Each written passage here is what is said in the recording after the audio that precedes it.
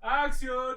Bienvenidos al capítulo 32 de su programa de confianza, Los Crononautas. Ya deberíamos llamarle programa menstruación, güey, porque su programa mensual, o cuando nuestro pinche trabajo decida, Los Crononautas. Yo soy Don Nadie, y en nombre del productor Ternera Jr. y todos los que orgullosamente formamos parte de la Escuela Nacional de Clase Medieros, me complace presentarles una historia que bien podría estar detrás de muchos de nuestros personajes hablados, tocados y manoseados en este programa hasta ahora. Esto te va a fascinar. Como saben, hemos tratado de explicar qué pasa por la cabeza de personas que, a pesar de su talento y su capacidad, siempre terminan tomando pésimas decisiones. También, de pronto nos entra la curiosidad por saber de dónde viene nuestro escepticismo, existencialismo y ganas de morir pronto. ¿Quién iba a decir que voltear hacia Grecia iba a ser la solución a todas nuestras dudas? Supongo que eso pasa cuando solo quieres hablar de gringos semi-privilegiados exitosos y no ves que en el mundo hay un chingo de historia, así que obviamente les pido disculpas. En el caso del personaje de hoy, si no han leído el título y nomás abrieron el link porque les caemos bien, la historia es vaga, pero muy interesante y es, tal vez de forma indirecta, mucho de lo que nosotros, o madre o padre, de mucho de lo que pensamos y de la razón por qué nos da hueva vivir. Pero antes, les vamos a dejar algunas recomendaciones para que se quiten la ropa y comiencen a vagar por el mundo. Y les prometo que este capítulo va a ser menos largo y pesado que el anterior, pero no por eso menos cagado. Ya veremos, dijo el ciego. Las recomendaciones que les tenemos hoy son en general toda la discografía de la banda L'Impératrice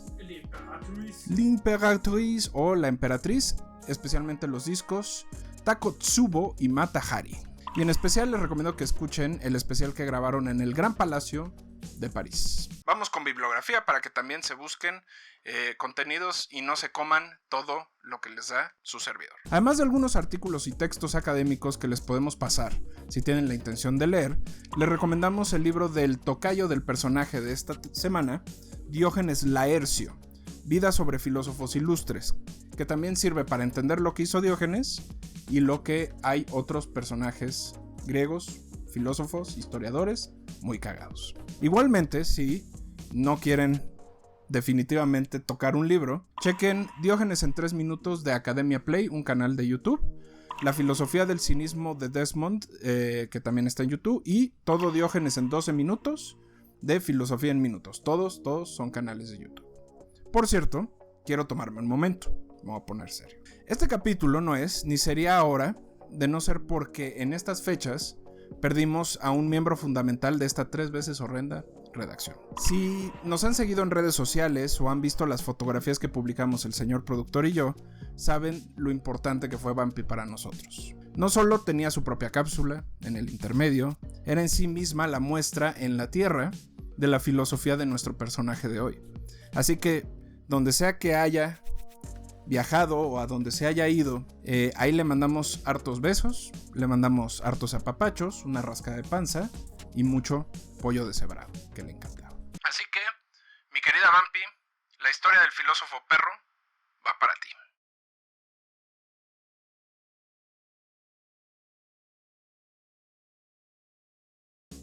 Y ustedes, que están del otro lado, agarren su bastón, y no más eso, porque se acerca la probable historia del personaje de la contracultura, antes de la contracultura, el inspirador de la nada y el confrontador del poder, Diógenes de Sinope. Esto es Los Crononautas y... ¡comenzamos!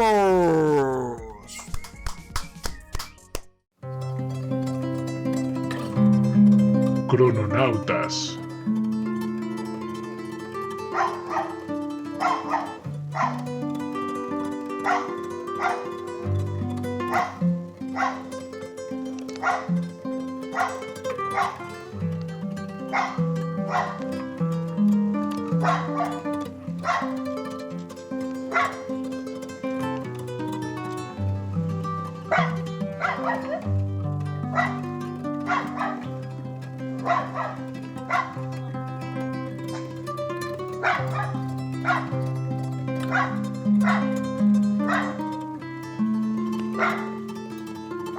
Hoy, Diógenes de Sinope.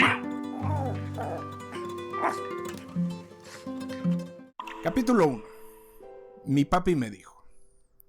La primera sorpresa de la tarde, o de la mañana, depende de dónde nos estén viendo, o en la noche si están en su cama sin ropa. La primera sorpresa se da con el origen del nacimiento y sobre todo la vida de infancia del señor Diógenes. Nacido en el año 402 o 412, dependiendo de quién lo diga, hay que poner un poco de contexto en la infancia de este joven. En principio, piensen que todo lo que les voy a platicar el día de hoy sucedió antes de que Jesucristo naciera, habitara el mundo, unos siglos antes de hecho. No quiero ser ese güey, pero voy a ser ese güey. El mundo iba avanzando. Los griegos estaban organizados en 5 tribus centrales y algunos grupos satelitales o secundarios: los dorios, los aqueos, los eolios, los arcadios y los jonios. Estos últimos eran la tribu de Diógenes y su padre y se encontraban en la parte asiática de Grecia, en Sinop o Sinope, en lo que ahora es Turquía. ¡Mira, Gabriel! ¡Estamos aprendiendo juntos! Es decir, con o sin el nacimiento de su Mesías, había cosas pasando en el mundo bastante interesantes. Eso era lo que quería decirles. Sobre el inicio de su vida se sabe poco. De entrada, no se sabe quién fue su mamá, pero su padre, Isaías, era un banquero. Ahora, no los quiero aburrir con detalles, pero piensen lo que significaba ser banquero en la antigua Grecia, sobre todo en la Grecia más temprana. Era un poco más como una especie de generador e intercambiador de dinero por bienes que alguien que lo guardaba y te daba beneficios por guardarlo, como es ahora. De hecho, Raymond Bogart dice que se podría pensar que el trabajo del padre de Diógenes era una especie como de expedición de letras autorizadas sobre ciertos valores y bienes que eran importantes en la época. A esta posición se le llamaba el trapecita, que era al mismo tiempo vendedor, pero intercambiador de bienes por dinero. Vamos a suponer una situación. Ustedes se querían mover de la parte de Sinope a Atenas. No se pueden llevar su casa, no se pueden llevar sus animales. Y entonces lo que hacían era que intercambiaban esa casa y esos animales por monedas. Y esas monedas tú te las llevabas y las llevabas a otra tribu. Y en esa tribu te las aceptaban. Y tú podías hacer y comprar otra vez nuevas cosas, ¿no? Entonces era un poco como funcionaban los banqueros. La cosa, mis queridos crononautes, es que piensen en lo complejo que era esto hace casi 2500 años. Y que todavía no teníamos la moral de Jesús regañándonos en todas las cosas. El punto es que el padre de Diógenes se dedicaba a construir y generar monedas a cambio de valores. Esto con la autorización de las cabezas del pueblo de Sinope. Y aquí es donde se pone chingón el pedo, y donde tal vez la filosofía habría tenido un transcurso o un camino muy diferente de no ser por lo que le sucedió a Diógenes. ¿Qué es lo que pasó? Mientras él apoyaba a su padre en su trabajo de banquero, varias personas acusaron a Isaías de generar dinero falso o sin fondo. Básicamente lo que hizo este señor fue crear más monedas de las que tenían fondo y utilizarlas libremente. No, hombre, unos genios. Esto salió a la luz e inmediatamente fueron desterrados de esta tierra. No se sabe qué pasó con su padre, y aquí es donde se empieza a poner confuso todo. Se dice que se mudaron juntos a Atenas y que cada quien tomó su lado cuando ellos crecieron. Algunas fuentes menos confiables dicen que fue perseguido y asesinado el padre, y esto fue lo último que rompió a Diógenes como persona. La realidad es que algo había atrás. Desde su vida en Sinope, Diógenes sentía que algo raro estaba pasando y que el sistema que él observaba que se está desarrollando no tenía sentido. Un trapecita podía estar en un templo y obligar a los seguidores a pagar lo que fuera en nombre de una deidad. No había aún figuras estatales en eso, pero recordemos que la polis apenas estaba generando en Atenas. Sí había una sensación de que estos templos, estos espacios donde el dinero se intercambiaba de acuerdo a lo que alguien milagrosamente decidía, no estaba del todo bien. Y de hecho es una preconcepción de la desigualdad. Tal vez la primera idea que rondó su cabeza, y desde luego estamos tratando de sacarle leche a las chichis de las hormigas. Inga tu madre, ¿qué dijo esa mujer? ¡Ay, hijo de su chingada madre! Estamos tratando de sacarle leche a las chichis de las hormigas. Es que el dinero lo hacía sentir atado o ligado a algo. El punto es que destituido, sin ningún peso y sin nada que hacer, él y su padre decidieron viajar a Atenas y darle un nuevo intento a su vida. Todo esto fue intermediado o influido por el oráculo de Delfos. Y para entender el oráculo, tenemos que hablar de Pitia. Y aquí, mis queridos crononautas, se acerca un etéreo, oloroso y humeante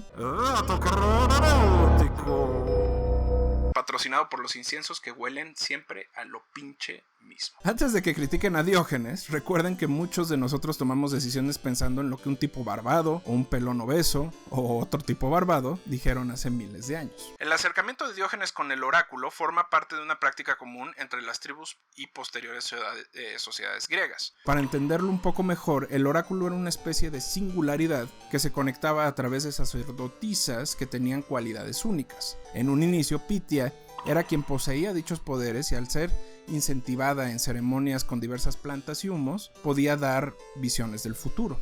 Al perder la virginidad, porque fue violada, Pitia fue descartada, pero la posición como tal de sacerdotisa se mantuvo hasta finales del siglo 400 después de Cristo. Visitar y cuestionar al oráculo implicaba preguntar a través de una sacerdotisa sobre posibles decisiones o momentos hacia el futuro. La razón por la que no hay mayores estudios o entendimiento de este tipo de rituales es básicamente porque los filósofos socráticos y platónicos creían que sus recomendaciones eran tan vagas y generales que no podían ser consideradas como serias. O sea, eran los horóscopos de esa época. Regresando al señor Diógenes, la frase que recibió fue sencilla. El oráculo de Delfos le dijo: vence la debacle del dinero. El dinero no es todo.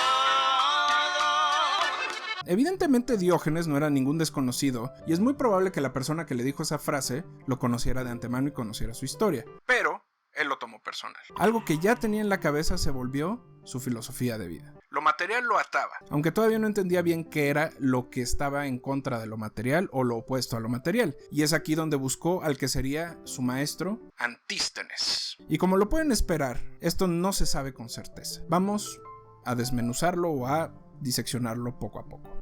Okay. En pensamiento, en ideas, estamos seguros que parte de lo que Antístenes sostenía como virtud fue inspiración directa o indirecta a lo que Diógenes consideró después como pensamiento cínico. Bueno, no lo consideró él, sino sus estudiantes. Físicamente, no hay prueba de que se hayan conocido. Algunas de las monedas que llevaron a la expulsión de Diógenes y su padre de Sinope tienen una fecha de cancelación posterior a la muerte de Antístenes, lo cual haría imposible que lo hayan expulsado o era muy joven para conocer a Antístenes. Se cree de hecho que esto fue inventado por generaciones posteriores, especialmente por los inventores o los generadores de la corriente estoica, para dar una sensación de continuidad al pensamiento que ellos mismos habían comenzado a defender. En esa época, acuérdense que era muy complicado llegar solo con tus ideas, tenían que tener una raíz y usualmente esta raíz tenía que venir de un filósofo que era reconocido en la comunidad. Diógenes, para fortuna de los estoicos, también era reconocido como discípulo de Antístenes, y Antístenes a su vez era discípulo de Sócrates. Tiene una raíz real, no es nada más un invento de un viejo borracho que estaba en la calle gritándole cosas a la gente, lo cual puede que sí haya sido. Lo que sí se sabe por registros es que el padre filosófico de Diógenes fue, como les dije, discípulo de Sócrates y tenía suficientes coincidencias con Sócrates. Por ejemplo, la vida virtuosa, consumir y tener solo lo necesario y vivir siempre a la raíz o al bordecito de caer en desgracia, como parte de nutrir la humanidad. La cosa es que de un modo u otro, el pensamiento de Antístenes está conectado con los inicios de Diógenes. Y por lo tanto, el mismo Sócrates, de un modo u otro, es también el abuelo de este señor. ¿Y por qué esto es importante? Porque la batalla contra la idea de civilización o de la ciudad sería lo que terminaría inspirando a Diógenes su filosofía y lo que les contaré a continuación. Nice. Capítulo 2. La vida del perro. Otra vez, vamos por partes y les prometo que aquí hay anécdotas chingonas. Ah, sí, pues ya lo veremos. Como les decía, la idea de virtud de Sócrates había permeado a Antístenes, el supuesto maestro de Diógenes. Si a este le sumas la experiencia de vida más lo que dijo el oráculo, el caldo de cultivo en la cabeza de este filósofo ya estaba.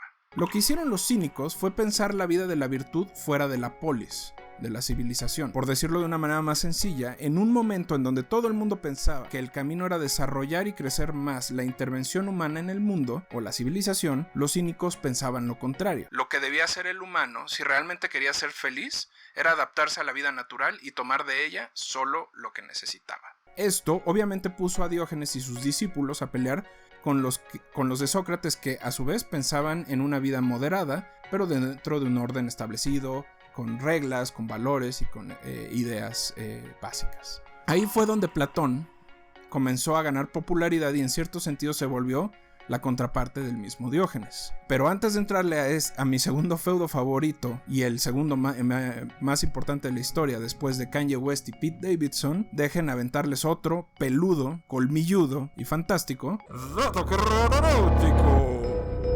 patrocinado por Pai haciendo cochecito después de cagar en la calle.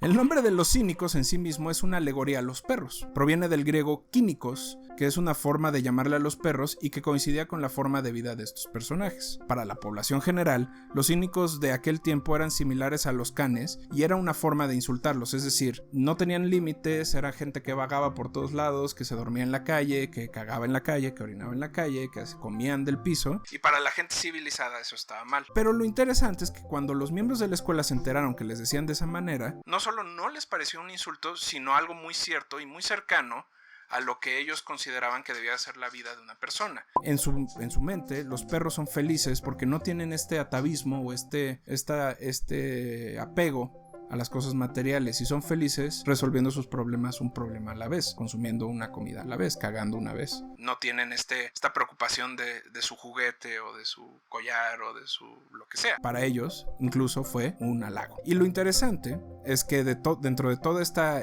discusión, el ser perro era al final algo que acercaba a los cínicos a esta idea de volver a lo natural y adaptarte a lo natural sin perder la parte racional de lo que te hacía humano. Platón, por el otro lado, consideraba que Diógenes en sí mismo era una contradicción, lo veía como una especie de hipócrita. Para él, esta forma de vida solo buscaba escandalizar al entorno y era en sí mismo una forma de alimentar su propio ego y alimentarlo a través del rechazo. Y puede que sea cierto, pero es un hecho que de todos sus miembros, Diógenes fue el único que probó la filosofía de cabo a rabo en todos los momentos de su vida. Y aquí hay ejemplos muy claros, pero el más común y el que más se cuenta es el del cuenco para beber agua. El starter pack de Diógenes era su bastón, un manto para medio cubrirse las partes nobles, una bolsa y un cuenco para beber el agua. La historia dice que cuando vio a un niño beber con las manos decidió deshacerse del cuenco, pensando que no lo necesitaba. Si tengo mis manos puedo beber agua y no necesito tener este objeto. Y no lo necesitó cargar. Se decía que además de esto solía acomodarse en donde pudiera. Las representaciones pictóricas y artísticas más comunes eran en estos tambos de vino donde se metía con sus perros a dormir para protegerse del frío, pero en realidad no se sabe exactamente si eran estos tambos o era abajo de una escalera o era en la calle o era al lado de una fuente o donde fuera. En realidad no tenía casa, nunca tuvo casa.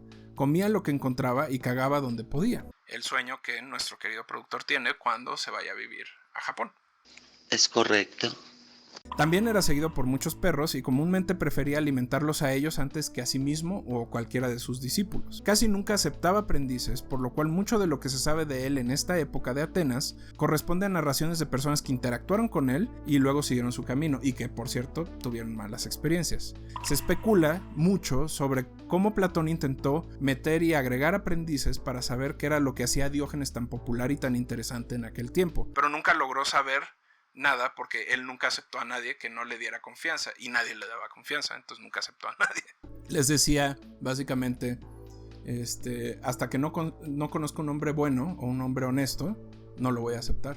Y nunca lo conocía. Siempre les ponía a prueba y caían y los corría. Y además pues ya estaba medio tocadiscos. De hecho, hay una anécdota muy interesante. ¡A huevo, chismecito! Un hombre de mucho dinero en Atenas lo invitó a un banquete de su casa. Le prometió toda la comida que quisiera, su comida favorita, pero le pidió una cosa. Mi casa es muy limpia, no escupas en ningún lado. No puedes mear, no puedes cagar y no puedes escupir. Así que chiste, A los pocos segundos, Diógenes le escupió en la cara y le dijo: perdóneme, pero es que no encontré un lugar más sucio para escupir que su cara. Esto habla mucho de su forma de vida y de cómo lo ejemplificaba. Otro momento interesante de este feudo entre Platón y Diógenes fue cuando en una discusión pública Platón retomó el concepto de bípedo implume de Sócrates para ejemplificar al hombre o a la existencia humana. Al escuchar los aplausos y vítores, Diógenes mandó traer una gallina, la desplumó, echándola al centro de la discusión diciendo: te he traído un hombre. A partir de ahí, Platón lo llamó el Sócrates delirante. Este tipo de actitudes, en realidad, si lo pensamos desde una perspectiva más moderna, más contemporánea, contradicen un poco los principios de su vida y lo que los contemporáneos llamaban la filosofía del anillo de Giges o de Giges, que básicamente implicaba esta filosofía de desaparecer de la existencia sin dejar de existir. No es volverte invisible. O lo que es lo mismo puede ser la filosofía del manto de Harry Potter o del anillo de Tolkien, cualquiera de lo que ustedes quieran. Diógenes no era silencioso, de hecho, le gustaba demostrar cuando alguien estaba mal y hacerlo reaccionar. Esto confirma un poco la teoría de Platón, quien lo veía como un egomaníaco que se nutría de cosas distintas a las que el resto de la sociedad se nutría. Sus demostraciones públicas eran igual de celebradas que odiadas por todo el mundo. Y de hecho hay muchos filósofos contemporáneos como Sloterdijk que lo consideraron ya más bien un hedonista, ¿no? Alguien que disfrutaba a partir de los placeres más mundanos y los placeres más básicos de la vida. Pero bueno, generaba tantas reacciones y se le conoció en tantos lados que de repente un personaje relativamente importante del momento decidió darle una visita. El maestro Alejandro Magno. Esperemos estén disfrutando este Crononautas 32 sobre el maestro del cinismo. Si quieren lograr que entremos a esta disciplina, a esta corriente, necesitamos su apoyo. Lo pueden hacer a través de Patreon, Buy Me a Coffee o donde quieran aventarnos unos cambios. Van a ver de repente al productor tirado en Coyoacán, ahí le pueden dejar una lana. A mí me pueden ver tirado acá en la del Valle, también pueden dar una lana, si me deja la policía. Pero si no, con replicar, contar y escuchar nuestro contenido, recomendárselos a sus amigos, a sus papás, a sus abuelos, a sus tíos, a quien sea, es más que suficiente. En Instagram nos pueden encontrar como los Crononautas Podcast, como en-clase medieros, como Ternera Junior, como don-nadie-reco o como deportes-sofá. Vamos a un intermedio clase mediero y... regresamos.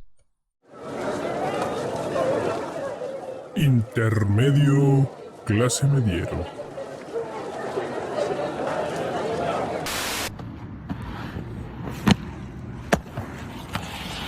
You might not like it, but this is what the peak male athletic form looks like, and there ain't a fucking thing you can do about it. Mis queridos crononautas, mis queridos clasemedieros, espero estén disfrutando este capítulo de El Perro Diógenes, que les preparamos con mucho cariño y mucha mugre desde la Escuela Nacional de Clasemedieros. Hoy les traigo una cápsula un poquito más corta porque ya tenemos deportes desde el sofá, entonces no quiero aburrirlos con una explicación muy larga, pero sí sentí la necesidad de platicarles un poco sobre la nueva película de Matt Reeves, la nueva película de Batman. Aquí van 4 puntos, 4 elementos de la película que deben de considerar y que pueden explorar o explotar para que vean hacia dónde va todo este asunto. El primero y el más obvio son los fundamentos de la película, del guión de la película.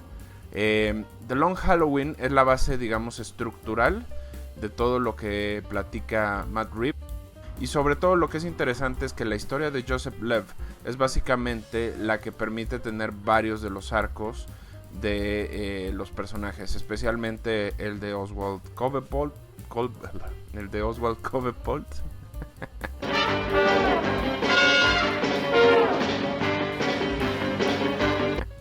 Y el de Selina Kyle, ¿no?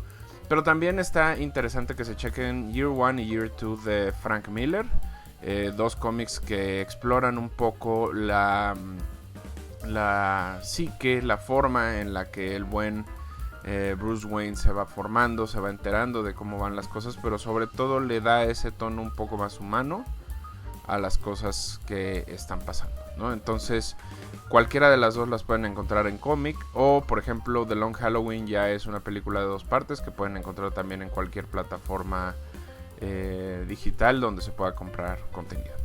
Después vienen las referencias de la cultura popular, y en especial hay una que es muy importante. Hay una obvia y una no tanto. La obvia es obviamente el asesino del Zodíaco. Toda la estructura del personaje del Acertijo está basada en el misterio del asesino del Zodíaco, que básicamente era un personaje que después de cometer sus crímenes mandaba mensajes encriptados a la policía o a los periodistas para ver si iban a poder resolver el caso. Si les interesa eso, hay varios libros y hay una película de David Fincher bastante buena. Pero el caso no tan obvio es el asesinato de la Dalia Negra. El asesinato de la Dalia Negra es importante y tiene referencia porque mucho de lo que en lo que se basa esta película, y otra vez no es un spoiler, es en la relación entre Batman y el Acertijo. Y mucho de lo que hacía o de lo que caracterizó el asesinato de la Dalia Negra tiene que ver con eso. Si les gusta este asunto, chéquense el libro de Stephen Hodel, hijo de uno de los sospechosos de haber sido el asesino de la Dalia Negra.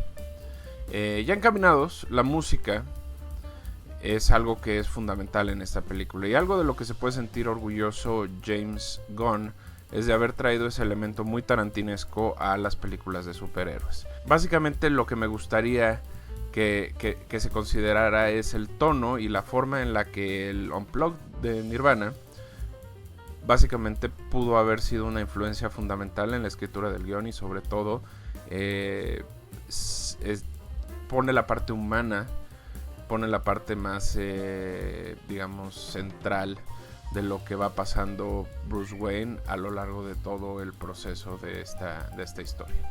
Y ya para terminar, yo sé que están encantados con Pattinson, yo también, pero yo creo que el que es verdaderamente el scene stealer, el gran robador de la película es Paul Dano. Y esto déjenme leer tal cual lo escribí porque me gustó mucho. Este actor lleva años entregando actuaciones que parecen preparación para este personaje.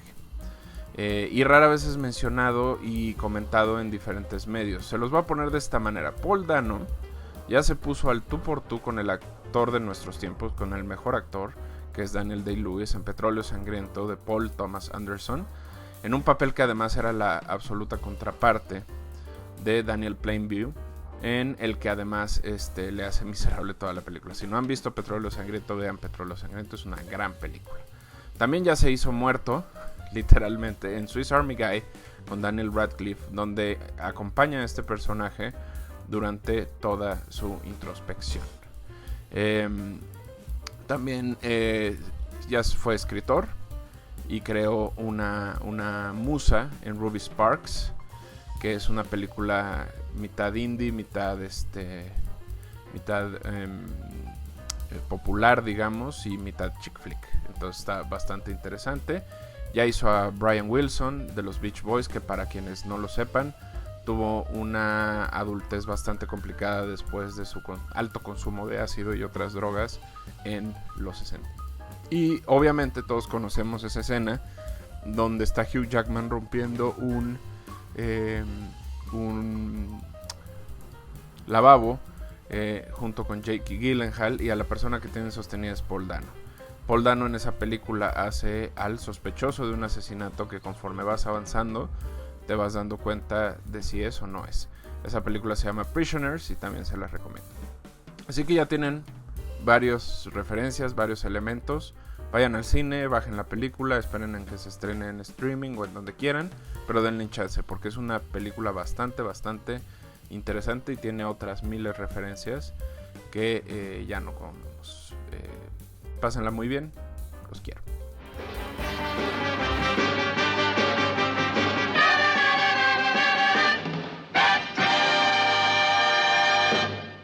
¿Qué pasaría si te digo que Kandinsky no fue el primero en pintar algo así? Te presento a Hilma af Klint, la verdadera pionera del movimiento abstracto. Hilma fue una de las primeras mujeres en graduarse de la Real Academia de Bellas Artes de su país y una de las pocas que vivió de pintar retratos y paisajes. En una sesión espiritista decidió que pintaría en secreto una serie de cuadros llamados Los Cuadros para el Templo. Esto fue 3 años antes de la primera obra abstracta de Kandinsky. Lamentablemente, mantuvo oculta su obra porque pensaba que no la iban a entender y falleció sin reconocimiento. La historia de Hilma no es la única. Existen muchas mujeres talentosas que pasan desapercibidas y ha llegado el momento de reconocer a estas pioneras.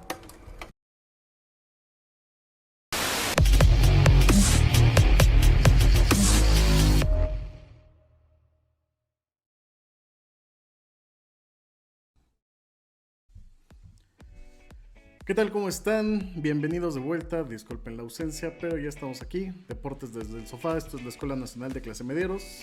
Vamos a entrarle.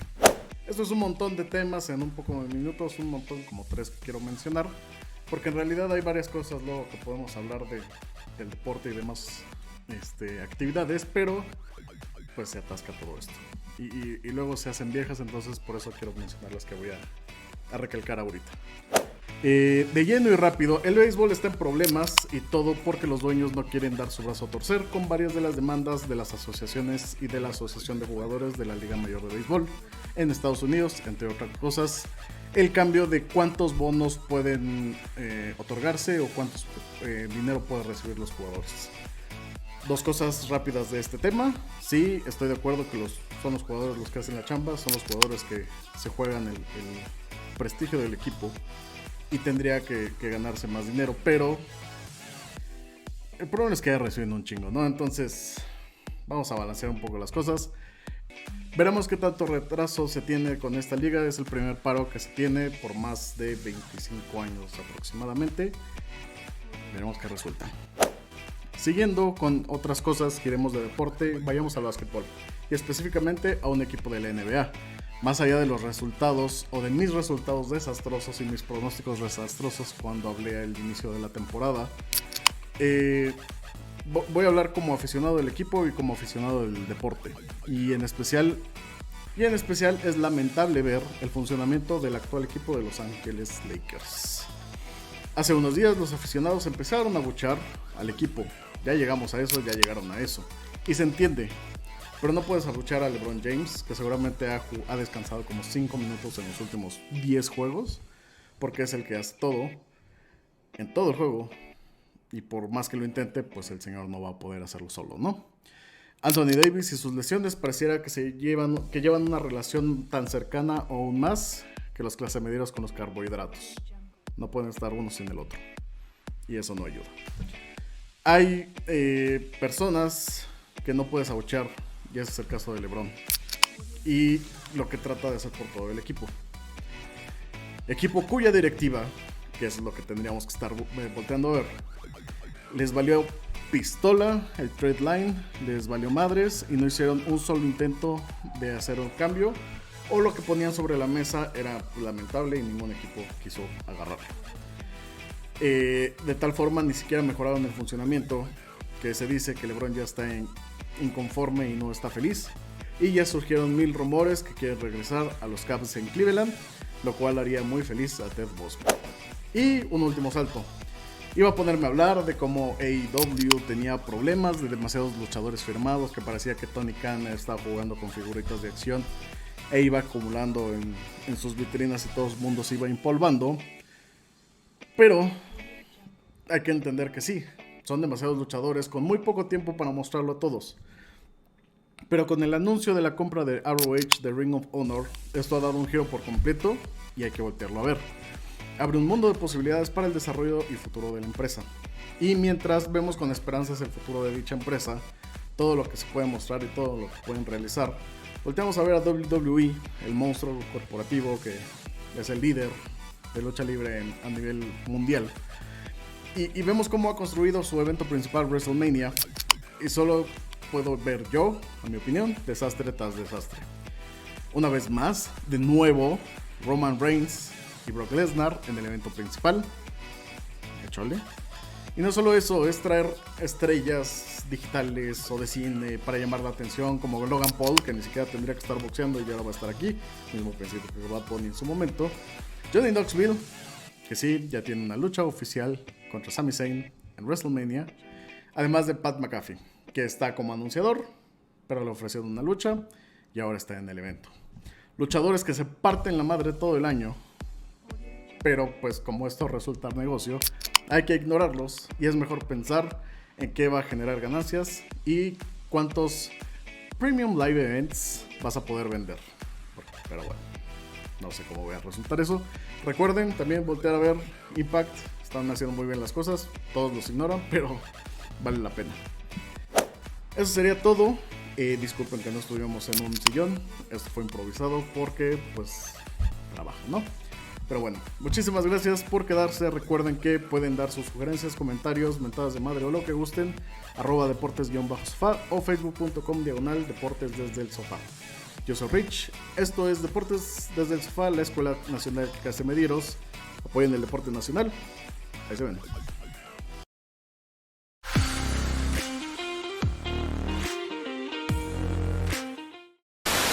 Tell me again why you fired your therapist? She had fake plants in the office. So, Jeremy, if I wanted to take advice from a sociopath, I'd call my ex. Darcy! Fin del intermedio.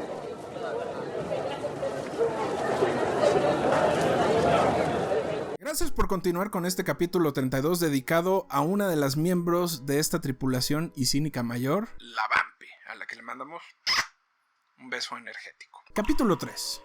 Quítate, pinche Alex. La historia de cómo conoció a Alejandro Magno es una de las más replicadas, pero tiene su chiste. Antes tenemos que recordar que esta era una época donde la comunicación y los mensajes viajaban rápido, pero no tanto como ahora. Así que el hecho de que las actitudes, filosofía e ideas de Diógenes hayan llegado al monarca, habla del impacto que tenía en la sociedad de aquel momento.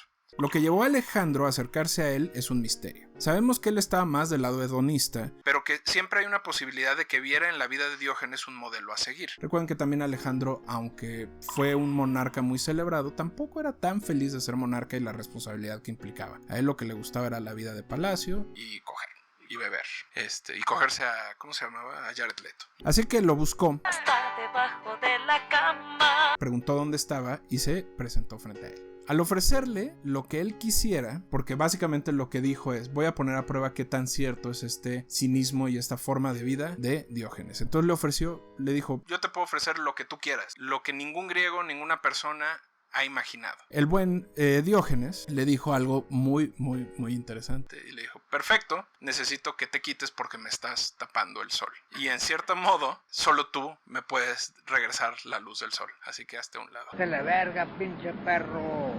Obviamente no cayó en la trampa y Alejandro a partir de ahí dijo su frase célebre donde dijo: si no hubiera sido Alejandro me hubiera encantado ser Diógenes. Era muy común que le lanzaran este tipo de pruebas y no caían en ellas porque él era muy consciente de dónde venían y de qué tipo de cosas pasaran, ¿no? Hasta ahora todo es leyenda, se hablaba, se decía, y mucho de lo que él hacía era su forma de enseñar su filosofía.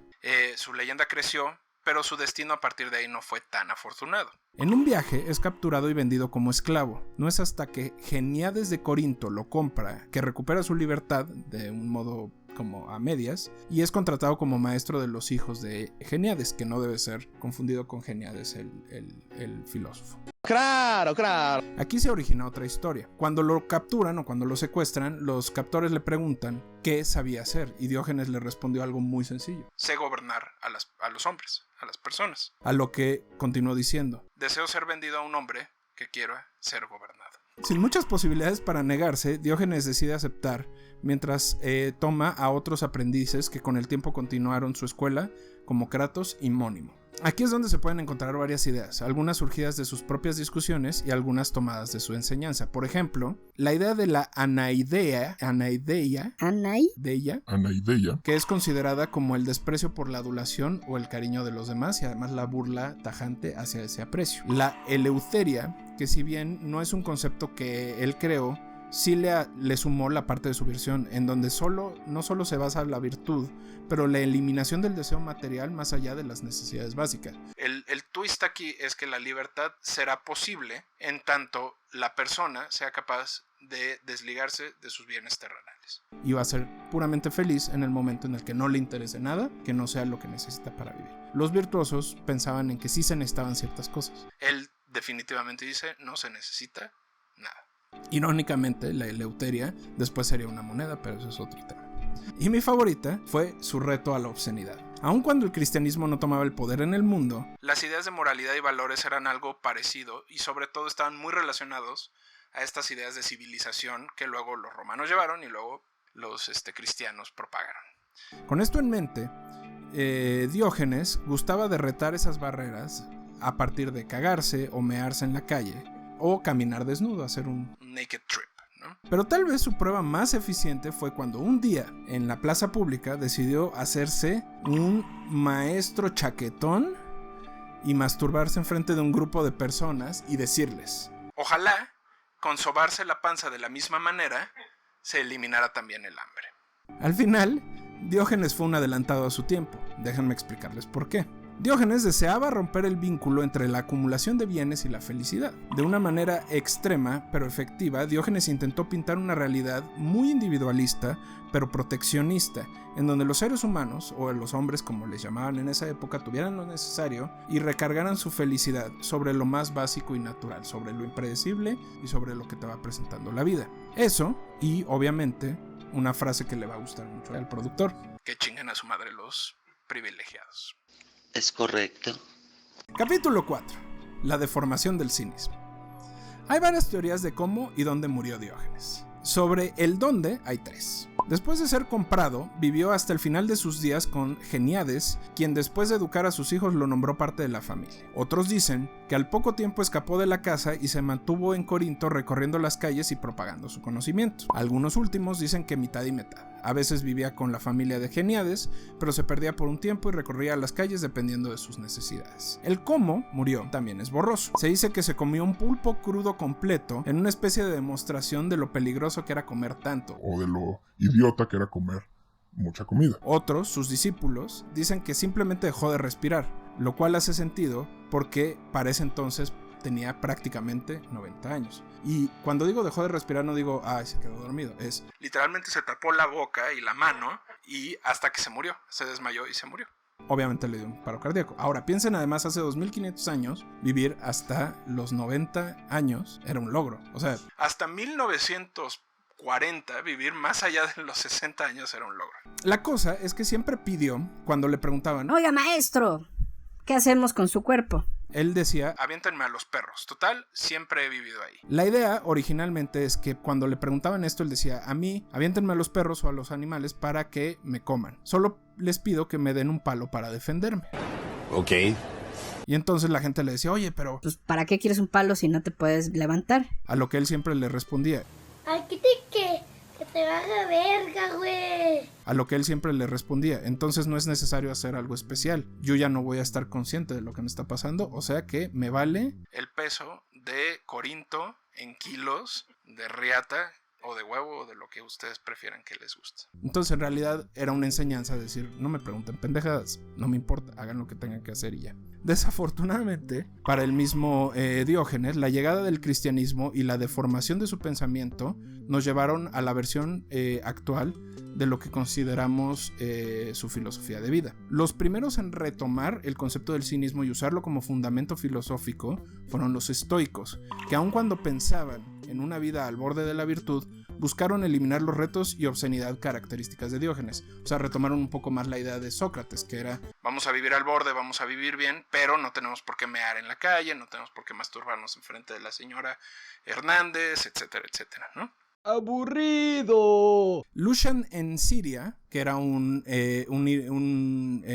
ironista, comenzó a utilizar el concepto de cinismo para definir a un grupo de personajes de su época que decían ser cínicos, pero que en realidad eran privilegiados y simplemente lo utilizaban para justificar sus malos actos y la forma en la que actuaban. No eran en sí mismos personas que se volvieran o que fueran autocontroladas, sino más bien eran esta clásica persona de aquella época que se embriagaba, golpeaba personas, asesinaba gente, y como eran privilegiados no les hacían nada. Entonces este ironista fue el primero en usar este concepto de esa manera, y desgraciadamente esa es la forma en la que permanece hasta hoy. De hecho, el cínico en la actualidad es aquel que, a pesar de la bondad de lo que le ofrezca el mundo, siempre lo va a ver mal, siempre lo va a ver como algo negativo, y sobre todo no cree en las buenas acciones o en las buenas percepciones de las personas. Ves a alguien regalando un cheque y dices: ese güey nada más lo está haciendo por su beneficio personal, ¿no? Porque al final es para construirse a sí mismo.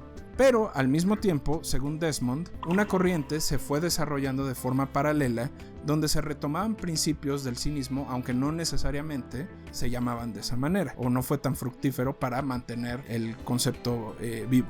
Por ejemplo, Jean-Jacques Rousseau o Juan Jacobo Rousseau, depende de si leyeron de Porrúa o de... consideraba que el desarrollo cultural y tecnológico había en realidad afectado a la sociedad y la había vuelto corrupta. Por ello, rechazaba la utilización del conocimiento como una herramienta de diferenciación entre las personas. Lo que decía Rousseau era: no es justo que solo la gente privilegiada reciba conocimiento. El conocimiento tendría que ser accesible a todos para evitar justo esta forma de vida donde tengo el conocimiento pero no lo uso y no me interesa. Esa crítica le ganó el apodo entre sus colegas de el nuevo Diógenes. Nietzsche,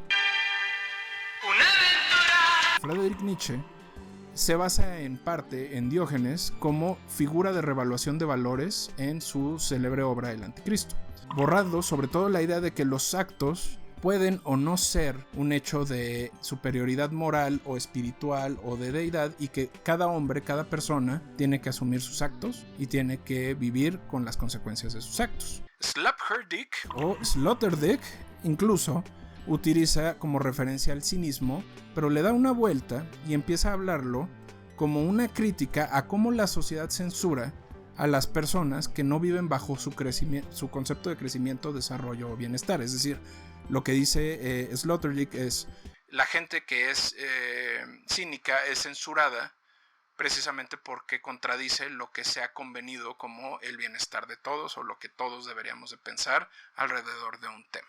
Hasta ahorita están esas dos versiones del cinismo, y lo que me pareció más irónico es que la compulsión de acumular basura, objetos y cualquier tipo de cosas, cuando es diagnosticado como un problema mental o un problema de salud mental, se llama el síndrome de Diógenes. ¡Ay, no mames! ¡No mames!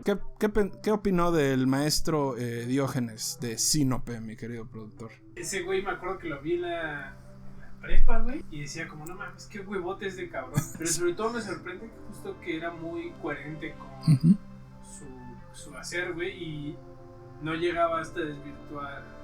O sea, ¿cómo desvirtuan ahora que cínico es el culero? O sea, el que es culero por ser culero y no le importa nada, y este güey no era así, güey. Había un fundamento de pensar, no necesito nada, pero tampoco es que vaya a ser culerada, güey. Y una búsqueda real de la felicidad. O sea, es uno de los caminos. Hay muchos caminos y cada quien tendrá sus caminos, pero justo era su búsqueda de la felicidad, era a partir del desapego, porque además hace sentido que si le quitaron todo desde joven, pues entendiera que tenía que hacerse de otra manera, ¿no? ¿Quién sabe si hoy ya no puedes aplicar eso, güey? Y no puedes ir a las zonas naturales porque ya no son completamente naturales, ya están, o sea, no hay una sola parte del mundo que sea completamente natural. Todo tiene algo dentro. O que no tenga un dueño, o que no tenga un responsable, o que no tenga una regla. Espero hayan disfrutado este capítulo de el maestro cínico Diógenes de Sinope. Espero que les haya gustado cómo lo abordamos, las palabras. Hay un disclaimer muy grande. Definitivamente no soy filósofo, yo sí estudié, entonces si dije una estupidez, díganmelo para que haga algo al respecto. No sé qué, pero algo haré al respecto. Y recuerden escribirnos todos sus comentarios, recomendaciones y sobre todo ideas de qué otros personajes les gustaría conocer. Yo soy Don Nadie, y en nombre de el productor Tanera Jr., del buen Pai Mei, de Gala que está ahí en la esquina, les mando un abrazo y pásenla bien chingón.